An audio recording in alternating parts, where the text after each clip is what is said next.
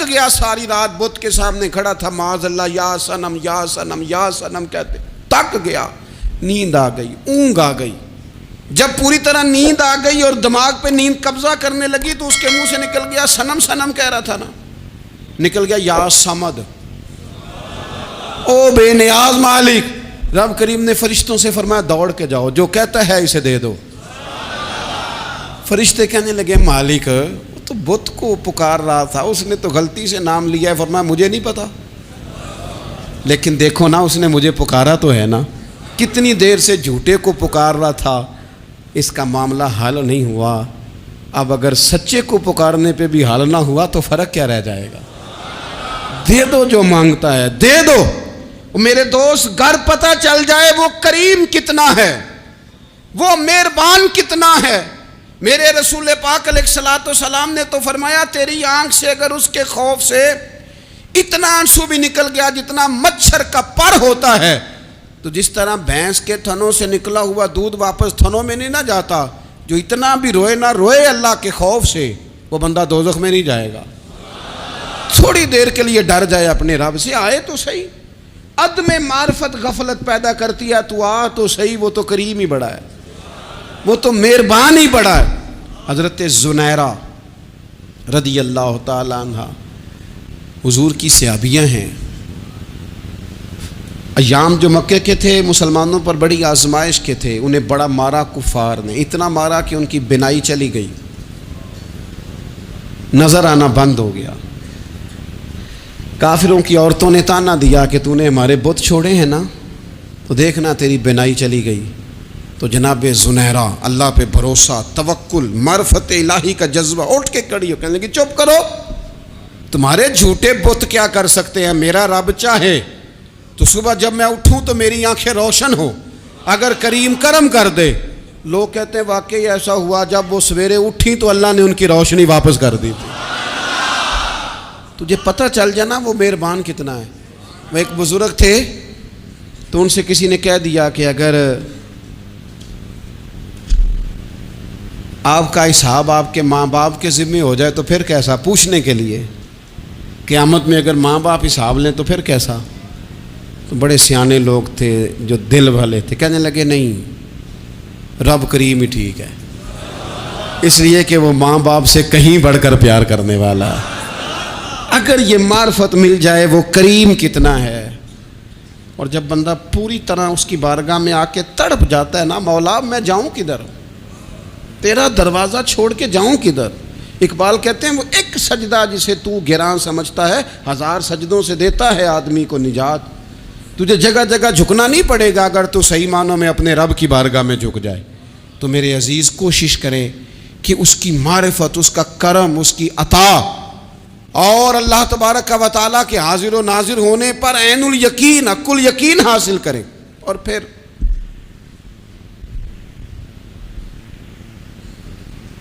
8ویں بات یہ ہے کہ غافل لوگوں کی صحبت بھی بندے کو غافل کر دیتی ہے۔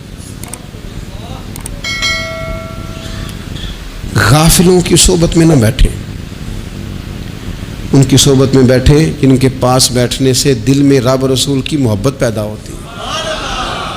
غافلوں سے بچیں۔ چنگیاں دے لڑ لگی ساں تے چولی چ پھل پئے، تے جدوں میں پیڑیاں دے سنگ رل گئی تے میرے اگلے بھی ڈول گئے۔ برے آدمی کی صحبت بندے کو غافل کر دیتی۔ غافلوں کی صحبت میں کبھی نہ بیٹھیں، کبھی نہیں۔ غافل آدمی آپ کو غافل کر دے گا۔ میرے نبی پاک علیہ الصلوۃ والسلام نے فرمایا انسان اپنے دوست کے مذہب پر ہوتا ہے۔ یہ بہت بڑے لفظ ہیں۔ فرمایا المرء علی دین خلیلہ، انسان اپنے دوست کے مذہب پر ہوتا ہے۔ تو دیکھ تو نے دوست کس کو بنایا ہے، جو تیرے دوست کا مذہب ہوگا وہی تیرا ہو جائے گا۔ ہم نے دوست بنایا نا غوث پاک جیلانی کو، ہم نے یاری لگائی ہے نا داتا علی اجمیری سے، ہماری نسبت ہے نا معین الدین اجمیری سے، ہمارا تعلق ہے نا بہاؤالدین زکریا ملتانی سے، ہمارا رشتہ ہے نا حضرت مجدد الفسانی سے، ہم ماننے والے ہیں نا اعلیٰ حضرت بریلوی کے، ہمارا تعلق ہے کبھی جماعت علی سے کبھی مہر علی سے، ہمارا ان سے تعلق ہے تو صبح شام ہماری زبان پہ رہتا ہے بالغ العلا بکمالہ کشفت دجا بجمالہ حسنت جمیع خصالہ صلو علیہ وآلہ. ان سے تعلق جڑا ہے نا تو کئی دفعہ تنہائیاں تڑپا دیتی ہیں اور تڑپ کے کہتے ہیں آج سکھ متران دی ودھیری ہے. آج سکھ متران دی. سکھ کہتے ہیں اڈیق کو, متر کہتے ہیں محبوب کو. اج سکھ متران دی ودھیری ہے. اے کیوں دلڑی اداس گھنیری ہے, لوں لوں وچ شوق چنگیری ہے. اج نینا لائیاں کیوں جھڑیاں, سبحان اللہ سبحان اللہ سبحان اللہ. پہلے کہتے ہیں سکھ متران دی ودھیری ہے یعنی اداس ہوں, پھر حضور کے جلووں پہ نظر کرتے ہیں, کہتے ہیں سبحان اللہ سبحان اللہ. ماں اجمل کا, ماں احسانہ کا, ماں اکمل کا, اور پھر فوراً کہنے لگے او کتھے مہر علی, او کتھے مہر علی, کتھے مہر علی تے کتھے تیری سنا. اب ویکھو مشتاق اکھیں کتھے جاڑیاں بالغ العلا بے کمال کشفت دجا بے. اور میرے اعلیٰ حضرت کہنے لگے سرور کہوں کہ مالک و مولا کہوں, تو باغ خلیل کا گلے زیبا کہوں تجھے, تیرے تو وصف عیب تناہی سے ہیں بری, حیران ہوں میرے شاہ میں کیا کیا کہوں تجھے. غافل آدمی کی علامت ہے برے لوگوں کی صحبت میں. خبردار ان کے پاس نہ بیٹھنا جن کے پاس بیٹھنے سے تمہارے دلوں میں اولیاء اللہ اللہ کے بندوں کی عداوت پیدا ہو. خبردار خبردار ان کے پاس نہ بیٹھنا جن کے پاس بیٹھنے سے تمہارے دلوں میں حضور کی اولاد پاک کے بارے میں شک پیدا ہو. خبردار اس شخص کے پاس نہ بیٹھنا جو امام حسین ابن علی کے بارے میں کوئی کمزور بات کرتا ہو, بچنا. خبردار اس سے بچنا جو حضور کے صحابہ کے بارے میں بات کرے, بچنا بچنا اس سے. جو سیدنا ابو بکر صدیق کے بارے میں کوئی, دیکھو کیا مقدر ہیں صدیق و فاروق کے, جن کے گھر ہی رحمتوں کے خزینے میں. بھلا کیا کہا نبی پاک, حضور نے فرمایا میرے اوپر جس نے نیکی کی تھی بدلہ دے دیا ہے. یہ جو میرے ابو بکر صدیق ہے نا, ان کو میں اللہ کی بارگاہ میں لے جاؤں گا, کہوں گا مالک تو ہی بدلہ عطا فرما. ایک ہاتھ میں جناب صدیق کا ہاتھ پکڑا, ایک میں حضرت عمر کا ہاتھ پکڑا, اور حضور مسجد نبوی سے باہر آ رہے ہیں. دیکھنے والے کی زبان سے بے ساختہ سبحان اللہ نکل گیا. کیا شان ہے, کیا مقدر ہے. تو حضور علیہ السلام رک گئے اور روک کے فرمایا تو حیران ہو رہا ہے نا, تو حیران ہو رہا ہے نا کہ میں نے ایک ہاتھ میں ابو بکر کو پکڑا ہے, ایک میں عمر کو پکڑا ہے. فرمایا قیامت میں جب میری قبر کھلے گی تو میں اسی طرح قبر سے نکلوں گا, اس طرح میدان محشر میں میں آؤں گا. خبردار حضور کے وفاداروں کے وفادار رہنا, ان کے وفادار رہنا, ان کے وفادار رہنا. بڑا عجیب دور آیا ہے. ہم نے یہ دور دیکھا ہے کہ لوگ حضور کے صحابہ کے بارے میں بھی بات کریں گے. اب نبی پاک کی اولاد پاک کے بارے کو بھی ڈسکس کیا جائے گا. اپنا منہ تو دیکھ, اپنی حیثیت دیکھ, اور پھر وہ بندے دیکھ جن کو اللہ نے چن کے اپنے محبوب کی غلامی کے لیے حضور کے قریب بٹھایا ہے. تو بچنا ایسے لوگوں سے, پرہیز کرنا. خبردار عقیدہ ستھرا رکھنا, عقیدہ ستھرا رکھنا, صاف رہنا, پاکیزہ رہنا, غافلوں کی صحبت سے بچنا. بڑا ڈرتے ہیں اللہ سے, دعائیں مانگتے ہیں یا اللہ نسلوں میں بھی وہی بندے پیدا فرما جو عقیدے پکے رکھنے والے ہیں. وہ بندے پیدا فرما ہماری نسلوں میں. ایک وہ بندہ بھی غافل ہو جاتا ہے جو امیدیں لمبی ہی لگا لیتا ہے, جن کے منصوبوں میں دولت بھی ہوتی ہے, گھر بھی ہوتا ہے, اولاد کا بڑا ہونا بھی ہوتا ہے, پوتے پوتیاں نواسے نواسیاں دیکھنا بھی ہوتا ہے, یہاں بھی گھر وہاں بھی گھر, یہ سیر, یہ سارا کچھ ہوتا ہے. لیکن رب کی بارگاہ میں پیش ہونا جن کے پیش نظر نہیں ہوتا. لمبی امیدیں. حضرت مولا علی شیر خدا فرمایا کرتے تھے میں تم پر دو باتوں کا خوف کھاتا ہوں. جو ڈر آتا ہے ایک یہ کہ تم خواہش کی پیروی کرو گے، جو نفس کی خواہش ہوگی اس کے پیچھے لگ جاؤ گے، اور ایک تم لمبی لمبی امیدیں باندھو گے، اتنے سال جینا ہے، اتنے 100 سال جینا ہے، یہ کرنا ہے، وہ کرنا ہے۔ منصوبہ بندی کریں مستقبل کے لیے، وہ بری نہیں، لیکن تیاری رکھیں، تیاری رکھیں، اس بات کا بھی خیال رکھیں کہ اللہ کی بارگاہ میں حاضر ہونا۔ یہ غفلت کی چیزیں ہیں جو بندے کو غافل کر دیتی ہیں۔ جو لوگ اللہ کا ذکر نہیں کرتے وہ بھی غافل ہو جاتے ہیں، اور جو فضول باتیں زیادہ کرتے ہیں نا، ہنستے زیادہ ہیں۔ فَلْيَضْحَكُوا قَلِيلًا وَلْيَبْكُوا كَثِيرًا، قرآن کہتا ہے زیادہ رویا کرو، کم ہنسا کرو۔ نبی پاک علیہ الصلوۃ والسلام سے پوچھا تھا حضرت عقبہ بن عامر نے کہ یا رسول اللہ نجات کس چیز میں ہے؟ تو نبی پاک علیہ الصلوۃ والسلام نے فرمایا ایک تو اپنی زبان قابو میں رکھو، دوسرا فرمایا اپنے گھر میں ٹھہرے رہو، تمہارا گھر تمہارے لیے کافی ہو، فضول نہ نکلو گھر سے، اور تیسرا فرمایا اپنی خطاؤں پہ رویا کرو۔ کثرت کلام اور فضول کلام اور بلا وجہ یہ بندے کو غافل کرتا ہے، دل کو سخت کرتا ہے۔ یہ چند چیزیں ہیں جو انسان کو غفلت میں ڈالتی ہیں۔ اپنے آپ کو ان چیزوں سے بچائیں اور غفلت کو توڑیں۔ آپ کے ذمے، میرے ذمے جو حقوق العباد ہیں ان کا پتہ کریں، جو اللہ رسول کے حقوق ہیں ان کی خبر دیکھیں، ہماری جو ذمہ داریاں ہیں ہم کس طرح انجام دے رہے ہیں اس پر توجہ کریں، اپنے معاملات کو ٹھیک کریں۔ ہم انسان ہیں، کوتاہیاں تو رہ جائیں گی، لیکن جب کوشش کریں گے تو پھر رب تعالیٰ مدد بھی فرمائے گا۔ ایک بات اور کرنی ہے، ایک تو میں نے عرض کیا غفلت کو توڑنا، ایک دوسری بات قرآن مجید کا ایک سبق اور، جب غفلت توڑنی ہے تو پھر لازمی طور پر ایک کام کرنا پڑے گا۔ میں نے یہ عرض کیا تھا کہ پلاننگ نہیں کرنی، فیصلہ کرنا ہے۔ تو فیصلہ کرنا ہے تو کرنا کیا ہے؟ پھر قرآن حکیم نے سورہ بقرہ میں کہا فاستبقوا الخیرات، یعنی تم نیکیوں کی طرف دوڑو، جلدی جلدی نیکیاں کرو، فٹافٹ، دیر نہ کرو۔ فٹافٹ سے مراد یہ نہیں کہ نیکی جلدی جلدی کر جاؤ، یعنی ٹال مٹول نہ کرو خیر کے کام میں، کل کریں گے، پرسوں کریں گے، عمرہ کر رہے ہیں پھر نیکی ہیں، حج کر رہے ہیں پھر نیکی ہیں، بچے بیال ہوں پھر میں نیک ہوں۔ یہ تھوڑا سا یہ کام ٹال مٹ، فاستبقوا الخیرات، نیکیوں کی طرف دوڑو، جلدی کرو، بھاگو۔ نبی پاک صلی اللہ تعالیٰ علیہ وسلم نے فرمایا 5 چیزوں کو 5 چیزوں سے پہلے غنیمت جانو۔ حضور علیہ الصلوۃ والسلام فرمانے لگے ایک تو تم جوانی کو نہ بڑھاپا آنے سے پہلے پہلے غنیمت سمجھ لو۔ نبی کریم صلی اللہ تعالیٰ علیہ وآلہ وسلم ارشاد فرمانے لگے کہ اپنی صحت کو غنیمت جان لو بیماری آنے سے پہلے پہلے۔ پھر حضور علیہ الصلوۃ والسلام فرمانے لگے اگر اللہ نے تمہیں مال دیا ہے، وسعت دی ہے، تو نیکی کر لو، خرچ کر لو اللہ کے راستے میں، خدا نہ خواستہ تم پر غریبی آ جائے۔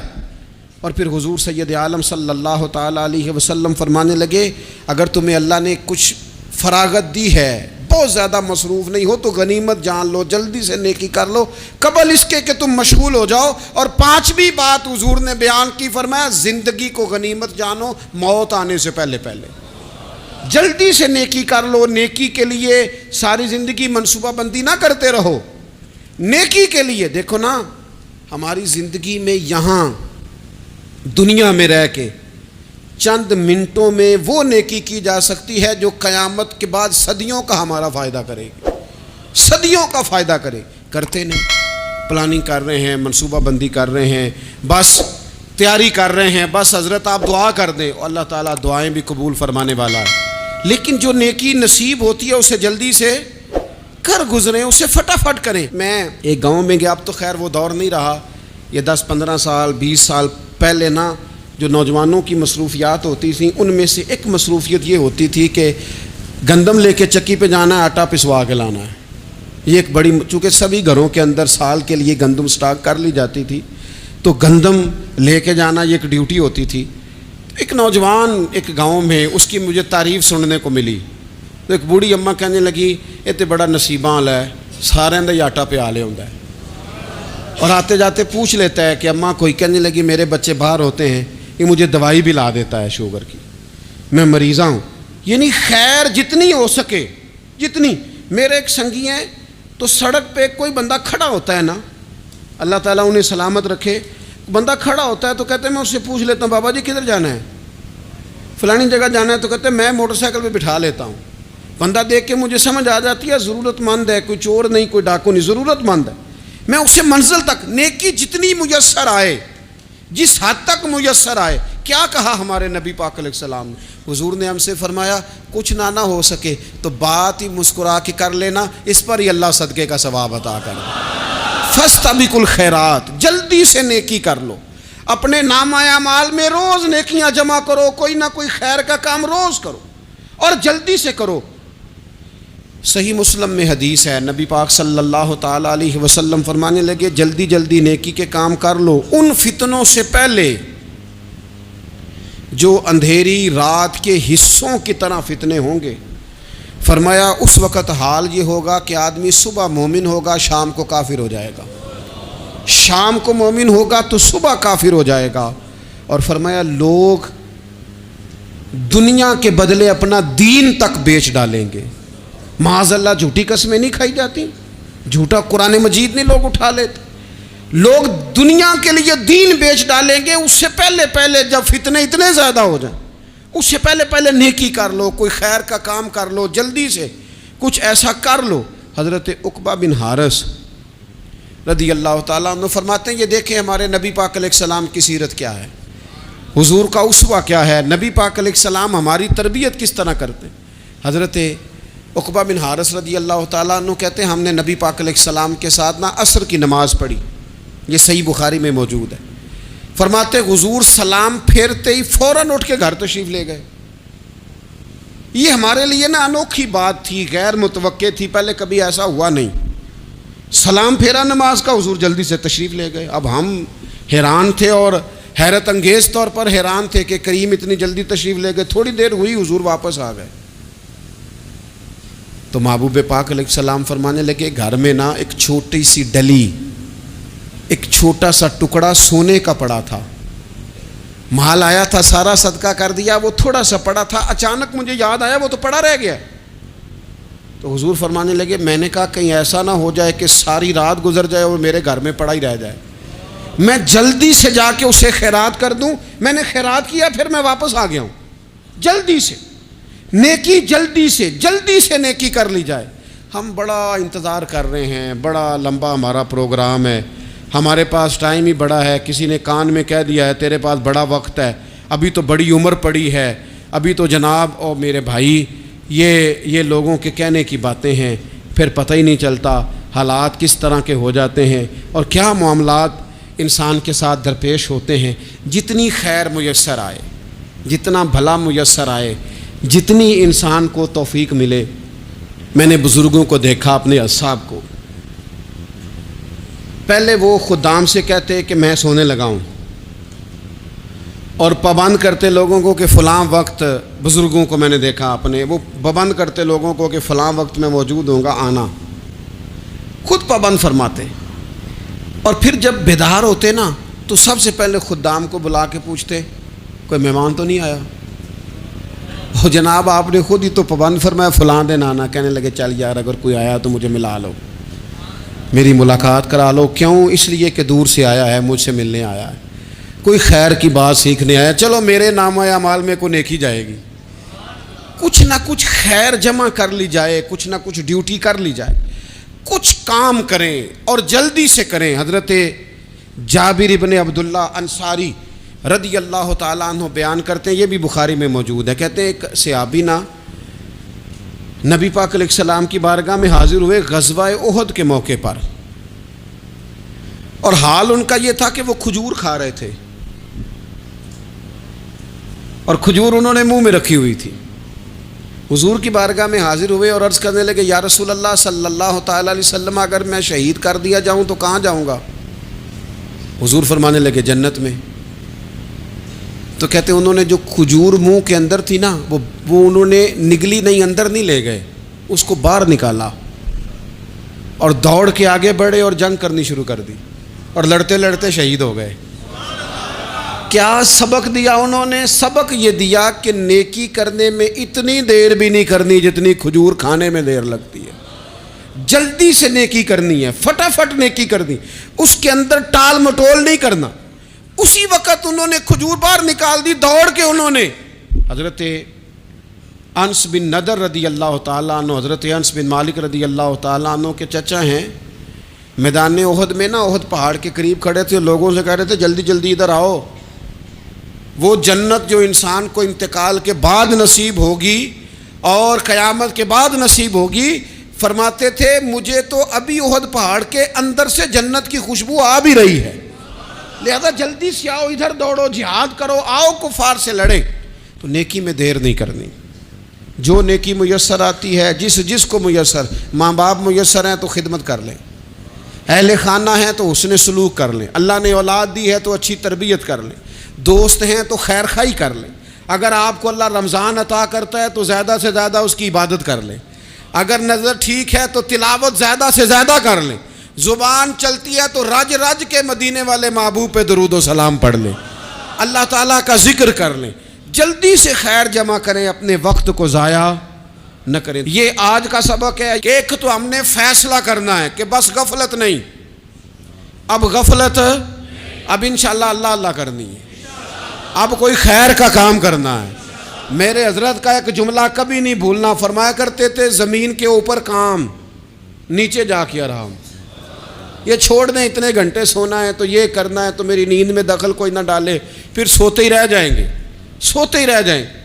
زمین کے اوپر کام اور نیچے جا کے جاگنا ہے، جاگ لے افلاک کے سائے تلے، پھر حشر تک سوتا رہے گا خاک کے سائے تلے۔ اب جاگ لے افلاک کے سائے کے نیچے، جاگ، کھول آنکھیں، ہر وقت کا سونا، ہر وقت سونا، ہر وقت جو اپنے آرام کی فکر کرنا، اس سے نکل آئیں، اور اچھا کھانا اور اچھا پہننا اور بس اپنی مرضی کی زندگی من چاہی جینا، اس سے باہر آئیں، فیصلہ کریں، فیصلہ کہ اب غفلت نہیں کرنی، اگر اللہ نے کوئی صلاحیت دی ہے تو اسے دین کے کام پہ لگانا ہے، کوئی ڈیوٹی کرنی ہے، کوئی خدمت کرنی ہے۔ دیکھو خدمتیں ہو رہی ہیں، صدیق اکبر مال دے رہے ہیں، عثمان غنی مال دے رہے ہیں، مولا علی نے تلوار پکڑی ہے، میدان میں جا رہے ہیں، فاروق اعظم گلی گلی نگر نگر رسول اللہ کے دین کی پہرے داری کر رہے ہیں، حضرت جناب سیدنا سلمان فارسی ابو ذر غفاری حضور کی مسجد میں جھاڑو دے رہے ہیں، اور بلال حبشی وہ نبی پاک کی مسجد میں اذان پڑھتے رب نے اتنا عروج فرمایا کہ کعبے کی چھت پہ کھڑے ہو کے بھی اذان پڑھنی شروع، انہوں نے اذان دے دی۔ تو کوئی کام کرنا ہے، غفلت کو توڑنا ہے اور نیکی کرنی ہے ذرا جلدی جلدی۔ اور قرب الہی کے معاملات تک کو جو چیزیں نقصان پہنچاتی ہیں ان میں ایک بڑی چیز غفلت ہے۔ ایک لفظ ہوتا ہے جو ہمیں اکثر سننے کو ملتا ہے کہ آپ کی توجہ نہیں ہے، یہ ڈھیر سارے لوگوں کا مطالبہ ہوتا ہے، اہل خانہ بھی مطالبہ کرتے ہیں، کئی موقع پر والدین بھی مطالبہ کرتے ہیں، غرباء بھی مطالبہ کرتے ہیں کہ امیروں کی ہماری طرف توجہ نہیں ہے۔ اور یہ بڑی لازمی سی بات ہے کہ کسی چیز پر جب توجہ رہتی ہے تو وہ چیز بہتر ہو جاتی ہے، اور جب عدم توجہی کا لوگ مظاہرہ کرتے ہیں تو وہ معاملہ خراب ہو جاتا ہے۔ یہ جو عدم توجہ ہے اسی کو غفلت کہتے ہیں، اور جب انسان کے مزاج پر غفلت طاری ہوتی ہے اور غفلت اس پر پوری طرح غلبہ کر لیتی ہے تو پھر اس کی زرخیز زمین کو وہ بنجر کرتی ہے۔ غفلت انسانی دل کے لیے بڑی نقصان دہ چیز ہے اور انتہائی تکلیف اور ضرر کا باعث ہے۔ دلوں پر جو قحط نازل ہوتا ہے، قحط، ویران ہو جاتے ہیں دل، اور جو دلوں پر خشکی نازل ہوتی ہے کہ طبیعتیں خشک ہو جاتی ہیں، یہ غفلت کی وجہ سے ہوتی ہے۔ جو لوگ غافل ہو جاتے ہیں نا، اپنے معاملات کا دھیان نہیں رکھتے، دیکھیں نا، آپ کو کھانا کھاتے بھی غافل نہیں ہونا چاہیے۔ اگر کھانا بھی غیر معتدل کھا لیا جائے تو وہ انسان کی طبیعت کے لیے باعث ضرر بن جاتا ہے، نقصان کا باعث بنتا ہے۔ بات کرتے ہوئے بھی غافل نہیں ہونا چاہیے، کئی دفعہ جملے ایسے نکل جاتے ہیں جو انسان کے لیے پھر شرمندگی کا باعث بنتے ہیں۔ انسان کو غافل ہو کر کوئی کام نہیں کرنا چاہیے، غافل ہو کر، مدہوش اور بے ہوش ہو کر نہیں۔ غفلت دل کو ویران کرتی ہے، طبیعت میں خشکی لاتی ہے۔ غافل کبھی نہ بنے۔ قرآن مجید فرقان حمید نے ارشاد فرمایا کہ اقترب للناس حسابہم، فرمایا لوگوں کے حساب کا وقت قریب آ گیا، وَهُمْ فِي غَفْلَةٍ مُعْرِضُونَ، اور وہ ابھی بھی غفلت میں منہ پھیرے ہوئے ہیں۔ ٹائم آ گیا حساب دینے کا، لیکن وہ ابھی بھی غافل ہیں۔ ہمارے جو زیادہ تر نقصان زندگی میں ہوئے ہیں وہ صرف ہماری غفلت کی وجہ سے ہوئے۔ ہم نے چیزوں پر توجہ نہیں دی، چیزیں گڑبڑ ہو گئیں۔ جس آدمی نے پھول لگائے ہوں، پھل لگائے ہوں، کھیتی لگائی ہو، وہ دانہ ڈال کے پانی دے کے فارغ نہیں ہو سکتا، اسے توجہ کرنی پڑتی ہے۔ اور کسی نے کہا تھا مالی جیندے ہون تو پھر بوٹے سوکدے نہیں، اگر موجود ہونا ان کو سینچنے والا، رکھوالی کرنے والا، تو پھر ان کی جڑیں کبھی خشک نہیں ہوا کرتی۔ ہماری جو غفلتیں ہیں یہ بڑی ضرر کا باعث ہیں، نقصان کا باعث، اور مجبوری معاف ہوتی ہے، غفلت معاف نہیں ہوتی۔ اسکول میں پڑھتے تھے، مدرسے میں پڑھتے تھے، تو ایک مجبوری ہو گئی جی، خدا نخواستہ گھر میں کوئی پریشانی ہو گئی تو اساتذہ اس پر سزا نہیں دیتے۔ کوئی خوشی کا موقع ہے گھر میں، فیملی میں کسی کی شادی ہے، اساتذہ اس پر سزا نہیں دیتے۔ لیکن اگر کبھی پتہ چلتا تھا نا کہ یہ گھر سے تو آیا تھا لیکن مدرسے نہیں آیا، یہ اسکول نہیں آیا، رستے میں غافل ہو گیا، تو یہ بات خوفناک تھی۔ یہ قابل سزا جرم تھا کہ تو غافل ہو گیا اپنی پڑھائی سے، تو گھر سے آیا اور یہاں نہیں آیا۔ غفلت قابل سزا ہوتی ہے، مجبوری کی معافی ہوتی ہے۔ ہمارا آج کل جو مسئلہ ہے وہ غفلت کا ہے۔ ڈھیر سارے لوگ ہیں، سمجھدار بھی ہیں، سیانے بھی ہیں، معاملہ فہم بھی ہیں، باشعور بھی ہیں، تعلیم کی ڈگریاں بھی رکھتے ہیں، لیکن اگر ان کی زندگیوں کی تکلیفوں کو دیکھا جائے اور بے آباد روح کو دیکھا جائے اور سجدوں سے ان کی دوری کو دیکھا جائے تو ایک ہی بات سمجھ میں آتی ہے کہ پتہ سارا ہے لیکن لے ڈوبی ہے غفلت، توجہ نہیں کی۔ لائق بچہ بھی نالائق ترین زندگی گزارتا ہے، اس لیے کہ اس کے لائق ہونے کے ساتھ ساتھ اس کا توجہ کرنا بھی تو ضروری ہے نا۔ نرے لائق کا کیا فائدہ اگر وہ محنتی نہیں، اگر وہ توجہ ہی نہیں کرتا، اپنا سبق دھیان سے سنتا پڑھتا ہی نہیں، تو بھی جتنا مرضی لائق ہو پیچھے رہ جائے گا۔ اور کئی نالائق ہوتے ہیں، رٹا لگا کے پاس ہوتے ہیں، پر چلو رٹا تو لگاتے ہیں نا، محنت تو کرتے ہیں نا، جد و جہد تو کرتے ہیں۔ کئی نالائق جد و جہد کے باعث آگے گزر جاتے ہیں، اور کوئی اسی چکر میں رہ جاتے ہیں میں بڑا لائق ہوں، کل پڑھ لوں گا، پرسوں پڑھ لوں گا، ہفتہ تیاری کر کے پاس ہو جاؤں گا۔ اپنی زندگی سے غفلت کا پردہ اٹھائیں، اور غفلت اس کے لیے فیصلہ کرنے کی ضرورت ہوتی ہے، پلاننگ کرنے کی نہیں، فیصلہ کرنے کی ضرورت ہوتی ہے کہ میں نے اب غفلت کرنی۔ ہم نہ جب بھی کوئی پروگرام بناتے ہیں تو منصوبہ بندی شروع کر دیں، منصوبہ بندی نہ کریں، فیصلہ کریں، کہیں کہ میں نے غافل نہیں ہونا۔ غفلت غرق دنیا کا نام ہے، اپنے آپ کو غفلت سے بچائیں۔ آپ دیکھیں حضرت کعب بن مالک رضی اللہ تعالیٰ عنہ فرماتے ہیں، بخاری میں موجود ہے، فرماتے ہیں کہ جنگ میں پیچھے رہ گیا تھا،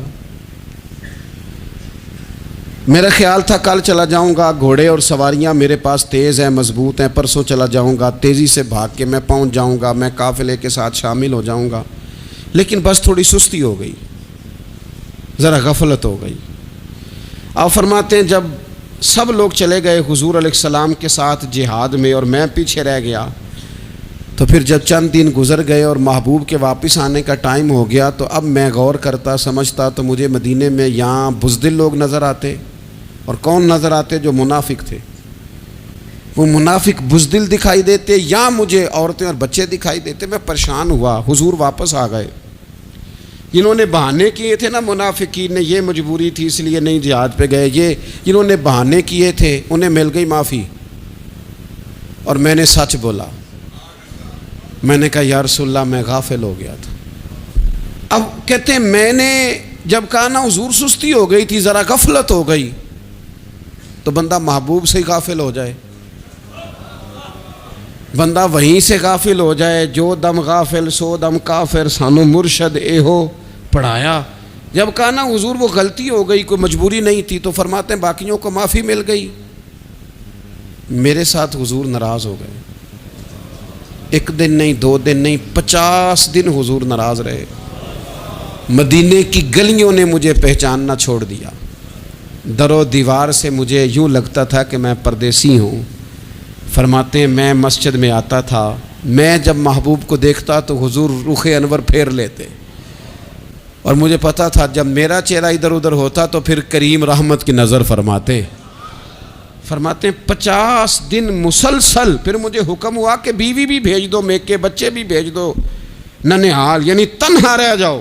فرماتے ہیں وہ میں نے قید تنہائی کاٹی، لیکن شکر اللہ کا یہ ہے کہ میں سچا تھا، بس ذرا بھول گیا تھا، بس ذرا غفلت ہو گئی تھی. تو فرماتے ہیں پھر اللہ تبارک و تعالیٰ نے میرے اوپر فضل یہ فرمایا کہ میری توبہ کا اعلان رب نے قرآن مجید میں فرمایا. تو غافل نہ بنے کبھی بھی. ہمارا نا مسئلہ یہ ہے، اور آپ نے ناراض نہیں ہونا، ڈھیر سارے لوگ غافل ہو جاتے ہیں. مالدار بھی غافل ہیں، صاحبان علم بھی الا ماشاء اللہ بہت ساری جگہوں پہ غافل ہیں. جن لوگوں کو 4 لوگ جاننے لگ جاتے ہیں، کوئی مقام حاصل ہو جاتا ہے، وہ بھی بہت ساری جگہوں سے غافل ہو جاتے ہیں الا ماشاء اللہ. غفلت بڑی تکلیف والا منظر ہے. جو لوگ سمجھتے ہیں نا میں اب گڈ بک میں آ گیا ہوں، اب میں اچھا ہو گیا ہوں، اب میرے لیے خیر کہا جاتا ہے، مجھے اچھائی شاید یہ مستقل میرے ساتھ رہے گی، تعریف ہی ہوگی ہمیشہ، وہ بھی غافل ہو جاتے ہیں. اور یہ غفلت ٹھیک نہیں ہوتی. وجہ دیکھنی چاہیے کس وجہ سے انسان کو وقار مل رہا، عزت مل رہی. اپنی زندگی سے غفلت کو اتار پھینکیں.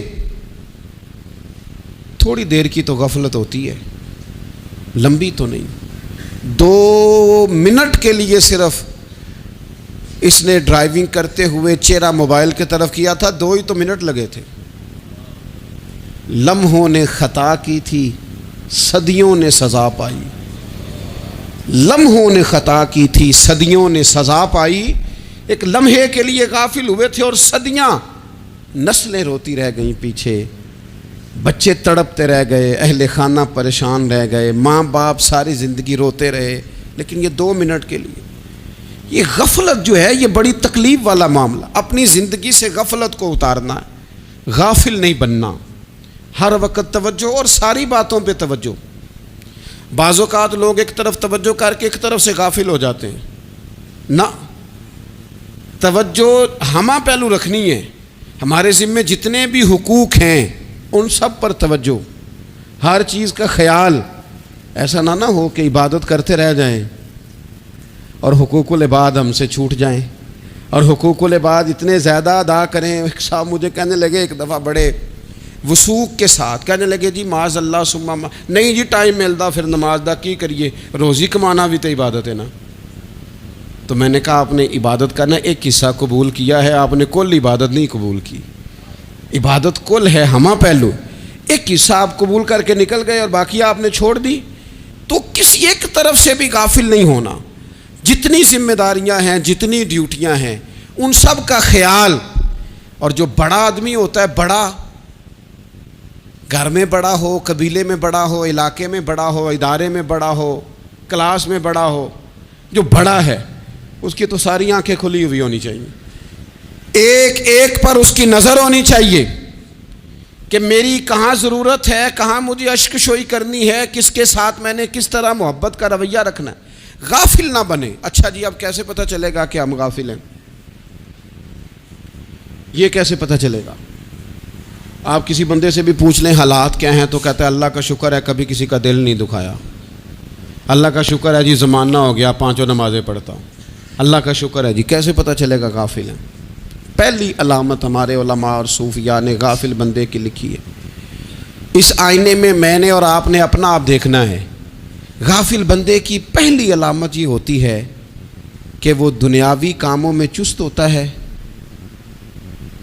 اور اللہ اور اس کے رسول کی فرما برداری میں سست ہوتا ہے. یعنی نماز کے وقت تو اسے نیند ستاتی ہے، پریشانی ہوتی ہے، لیکن اگر کسی جگہ مال مل رہا ہو، پیسے مل رہے ہوں، وہاں جانا ہو تو پھر اسے کوئی چیز بھی تنگ نہیں کرتی. دنیاوی کاموں میں چست ہوگا یعنی ٹی وی کے آگے، موبائل کے آگے وہ گھنٹوں بیٹھا ہوا ہے، اور اگر اسے 25 منٹ قرآن پاک سننا پڑ جائے، اگر اسے 20 منٹ دینی محفل میں بیٹھنا پڑ جائے، اگر اسے کہا جائے کہ تو 20 رکعت نماز نفل ادا کر، دنیاوی کاموں میں چست ہے، دینی کاموں میں، یہ غفلت کی پہلی علامت۔ پھر ذاتی معاملات پہ پیسہ خرچ کرنا ہو تو ڈھیر سارا ہے، کسی غریب کی مدد کرنی ہو تو۔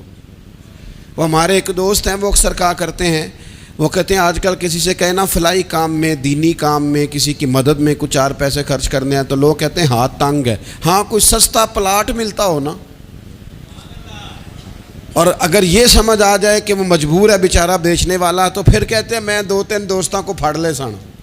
ذاتی کاموں میں جب بندہ چست ہو اور دینی کاموں میں سست ہو تو مطلب یہ ہے کہ بندہ غافل ہے، پہلی علامت غفلت کی۔ اور غفلت کی دوسری نشانی یہ ہے کہ انسان گناہ کے کاموں کو معمولی سمجھنے لگ جاتا ہے، یہ غافل بندے کی نشانی ہے۔ گناہ کو معمولی سمجھتا ہے، چھوٹا سمجھتا ہے۔ آج کل لوگ کہتے نہیں میں کو اکیلا کر رہا ہوں، ساری دنیا ہی کرتی ہے۔ اور جناب کیا ہو گیا اگر یہ غلطی ہو گئی تو بندے سے ہو ہی جاتا ہے۔ گناہ کو معمولی سمجھنا، چھوٹا سمجھنا، اور کہنا پھر کیا ہو گیا ہے، انسان سے غلطی ہو جاتی ہے۔ آپ دیکھ لیں کہ سینکڑوں بیسیوں گناہوں کا بوجھ ہمارے سروں پہ ہوتا ہے، لیکن کوئی ہمارا دبدبہ ہے، کوئی ہماری گفتگو ہے، کوئی ہمارے جملوں میں خود پسندی ہے، کوئی ریاکاری ہے، کوئی تصنع ہے۔ یہ غافل بندے کی علامت ہے۔ نبی اکرم صلی اللہ تعالی علیہ وآلہ وسلم نے فرمایا مومن اپنے گناہوں کو پہاڑ کی طرح سمجھتا ہے، یہ بخاری میں حدیث ہے۔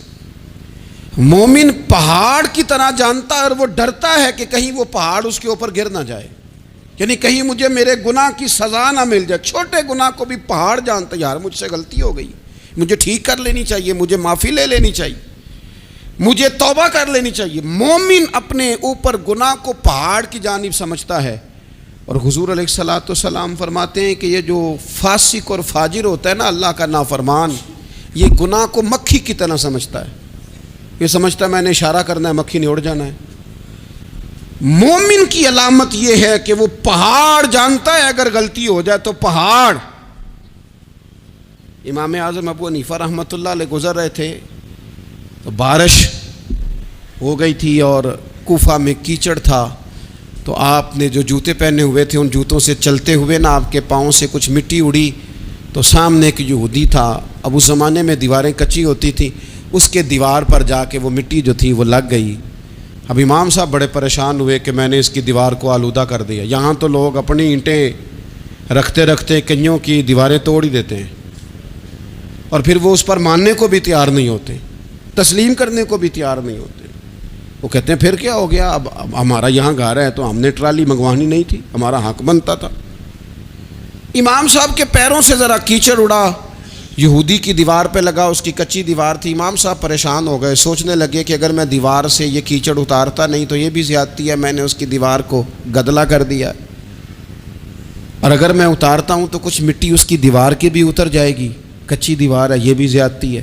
مومن گناہ کو پہاڑ کی طرح سمجھتا ہے کہ کہیں گر نہ جائے، اس کی بھی کہیں سزا نہ مل جائے۔ امام صاحب نے اس کے دروازے پہ دستک دی، وہ باہر آیا تو اتفاق سے وہ آپ کا مقروض بھی تھا، اس نے پیسے دینے تھے۔ باہر نکلتے ہی کہنے لگا اوہ آپ تو قرض لینے آ گئے، میرے پاس تو ابھی گنجائش نہیں ادا کرنے کی۔ تو امام صاحب کہنے لگے تو قرض چھوڑ، وہ میں نے معاف کیا، میرے سے غلطی ہو گئی ہے، میں آ رہا تھا، لکڑی کے جوتے اس زمانے میں کھڑاؤں لوگوں نے پہنے ہوتے تھے، کہا وہ میرے پیروں سے ذرا کیچڑ اڑا ہے، تیری دیوار پہ لگ گیا ہے۔ اب میں بڑی دیر سے کھڑا سوچ رہا ہوں کہ اگر میں تیری دیوار صاف نہ کروں تو میں نے یہ میلی کر دی، گدلی کر دی، یہ بھی بات درست نہیں ہے، زیادتی، اور اگر میں اسے صاف کرتا ہوں کچی دیوار سے کچھ مٹی اتر جائے گی تو یہ بھی زیادتی ہے، اب تو بتا میں کیا کروں۔ تو بے موسمہ پھل تھا نا یہ، تو بے موسمہ پھل دیکھ کے بندہ حیران ہو جاتا ہے، جو باتیں روٹین میں نہ ہو رہی ہوں وہ ذرا انوکھی لگتی ہے، بندہ حیران ہو گیا، غور سے امام صاحب کا چہرہ دیکھنے لگا، غور سے چہرہ دیکھنے لگا۔ پھر تھوڑی دیر سوچنے کے بعد کہنے لگا حضور پہلے میں نے دین اسلام کے بارے میں پڑھا اور سنا تھا، آج میں نے دین دیکھا ہے۔ پہلے میں نے سنا تھا کہ دین اسلام اس طرح کا ہے، آج میں نے دین ہم نہ پوری دنیا کے کافروں کو دین سنانا چاہتے ہیں، دکھانا نہیں چاہتے۔ ہم نیک نظر آنا چاہتے ہیں، نیک بننا نہیں چاہتے۔ ہم نیک نظر آنا چاہتے، نتیجہ کیا نکلتا ہے کہ کچھ عرصے کے بعد پتہ چل جاتا ہے بندہ کس لیول کا نیک ہے، کیا معیار ہے اس کی نیکیوں کا۔ کہنے لگا حضور پہلے میں نے دین سنا تھا، آج دیکھا ہے۔ آپ وہ مٹی کی دیوار پر جو کیچڑ لگ گیا ہے، دیوار کو بعد میں صاف کیجئے گا، پہلے کلمہ پڑھائیں تاکہ میرے اندر کا کفر صاف ہو جائے، مجھے مسلمان کر دیں۔ تو غافل آدمی جو ہوتا ہے نا، وہ پھر تیسری بات، جب بندہ بہت زیادہ غافل ہو جاتا ہے پھر اعلانیہ گناہ کرنے لگتا ہے۔ ایک گناہ پھر اس کا اظہار گناہ۔ ایک بندہ حدیث پاک میں آتا ہے، ایک بندہ رات کو کوئی غلطی کرتا ہے، اللہ تعالیٰ اس پہ پردہ ڈال دیتا ہے، لیکن وہ سویرے خود لوگوں کو بتاتا پھرتا ہے میں نے یہ کیا، میں نے یہ کیا۔ جب آپ اظہار گناہ کرتے ہیں نا تو سامنے والا بھی دلیر ہوتا ہے، کہتا ہے اس نے کیا میں کر لوں گا تو پھر کیا ہوا۔ ہمارے علماء نے لکھا ہے کسی کی نماز قضا ہو جائے تو کسی کو بتائے نہ، قضا پڑھ ڈالے، اس کا جگہ جگہ ذکر نہ کرے۔ جب آپ کہیں گے نا میری قضا ہو گئی تو آپ کے ساتھ رہنے والا بچہ دوست سمجھے گا یار اس کی قضا ہو گئی یا تو میری بھی ہو جائے گی تو کیا ہوا۔ گناہ کرنا بھی گناہ ہے اور گناہ کا اظہار بھی گناہ ہے۔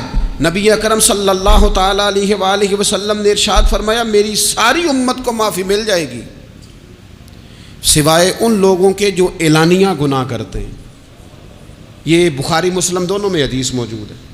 جو اعلانیہ گناہ، جنہوں نے خود ساری دنیا کو گواہ بنا لیا، میں نے یہ بھی جرم کیا، یہ بھی کیا، یہ بھی کیا، یہ بھی کیا، خود انہوں نے لوگوں کے، بہت بڑے غافل آدمی کی علامت ہے کہ گناہ کرے اور پھر اوپر سے اعلانیہ گناہ کرے، اتنا بڑا جرم کرے۔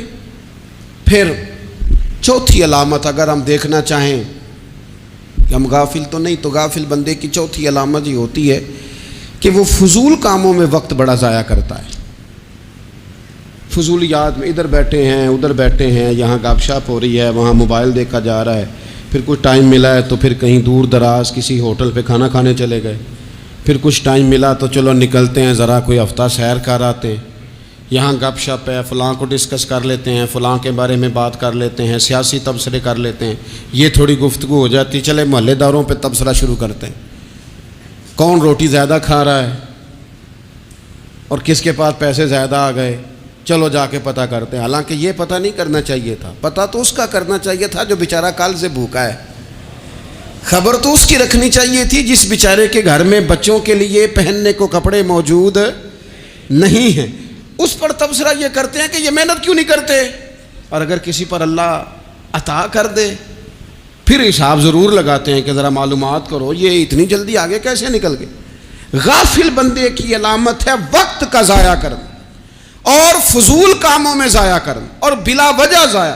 اور ایسے سوالات کرنا جن کی ضرورت ہی کوئی نہیں، بالکل ضرورت ہی نہیں، کوئی مطلب ہی نہیں، لیکن ہم لوگ وقت ضائع، یہ غفلت کی علامت ہے۔ غفلت اللہ والوں کی علامت کیا تھی؟ ایک بات انہوں نے زندگی میں لے لی، سیکھ لی، پھر ساری زندگی اسی پہ گزار دی۔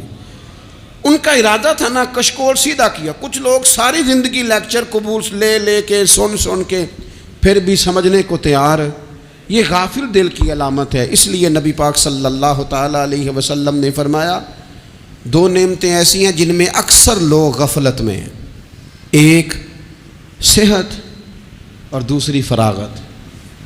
لوگ بلا وجہ وقت ضائع کرتے ہیں۔ اللہ نے صحت دی ہے، کسی خیر کے کام میں لگائیں۔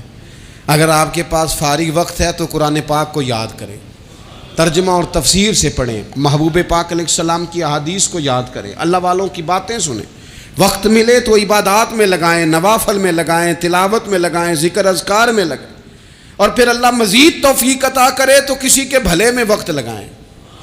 گلی سے کوئی کانٹا اٹھائیں، کوئی روڑا اٹھائیں، کوئی کسی کی مدد کریں، لیکن یہ غافل ہونے کی علامت ہے کہ اپنے وقت کو ضائع کرنا. اور پھر اسی طرح غفلت کی 5ویں علامت یہ ہے کہ اگر بندے کو دنیا سے پورا پیار ہو جائے، یعنی شب قدر میں بھی آ کے کہتا ہے یا اللہ کبھی پیسے دے دینا، شب برات والے دن بھی کہتا ہے کہ مالک اگر کبھی کوئی ایسا سبب لگ جائے نا، یعنی بیت اللہ شریف کے سامنے کھڑے ہو کے بھی اگر اس نے مال ہی مانگنا ہے، وہاں بھی اس نے یہی سوال کرنا ہے، حب دنیا اتنی غالب آ جائے تو یہ غافل ہونے کی علامت. دنیا ضرورت ہے، مقصد نہیں ہے. دنیا کی حاجت ہے، مقصد نہیں ہے. یہ مقصود نہیں. اور جب لوگ فقط دنیا کے مال کو، دولت کو، نبی پاک علیہ السلام نے فرمایا وہ لعنتی ہے جو درہم اور دینار کا بندہ بن گیا ہے،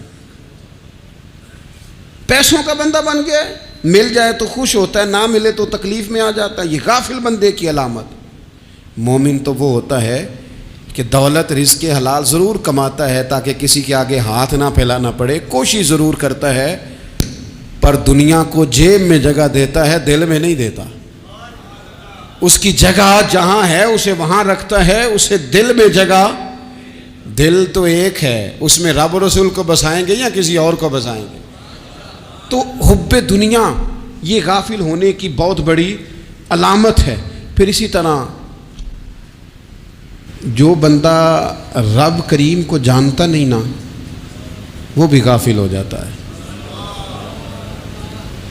ایک تو جو یہ نہیں نہ جانتا کہ رب کریم سزا دے گا، مجھے دیکھ رہا ہے، اسے نہ اونگ آتی ہے نہ نیند آتی ہے، جو اس کی معرفت نہیں رکھتا کہ میرا رب ہر وقت مجھے دیکھ رہا ہے، وہ بھی غافل ہو جاتا ہے. جسے پتہ ہونا کہ مجھے دیکھ رہا ہے وہ غافل نہیں ہوتا. اور جو یہ سمجھ لیتا ہے نا کہ شاید معاذ اللہ ثم، اس یقین کو پکا نہیں کرتا، وہ غافل ہو جاتا ہے. اور ایک جو یہ نہیں نہ جانتا کہ رب مہربان کتنا ہے، وہ بھی غافل ہو جاتا ہے. مجھے بتائیے سب سے زیادہ تو بندہ اس کے دروازے پہ جاتا ہے نا جو سب سے زیادہ مہربانی کرنے والا ہو. اس دروازے سے بندہ اٹھتا ہی نہیں. تو جس کو یہ یقین ہو جائے نا سب سے زیادہ کرم فرمانے والی ذات اللہ رسول کی ہے، وہ کبھی رب رسول سے غافل نہیں ہوتا. وہ کبھی اللہ رسول کا دروازہ چھوڑ کے نہیں جاتا. وہ کبھی کسی اور جگہ جا کے پناہ تلاش نہیں کرتا. جسے پتہ چل جائے نا وہ کریم کتنا ہے، مہربان کتنا کرے گا.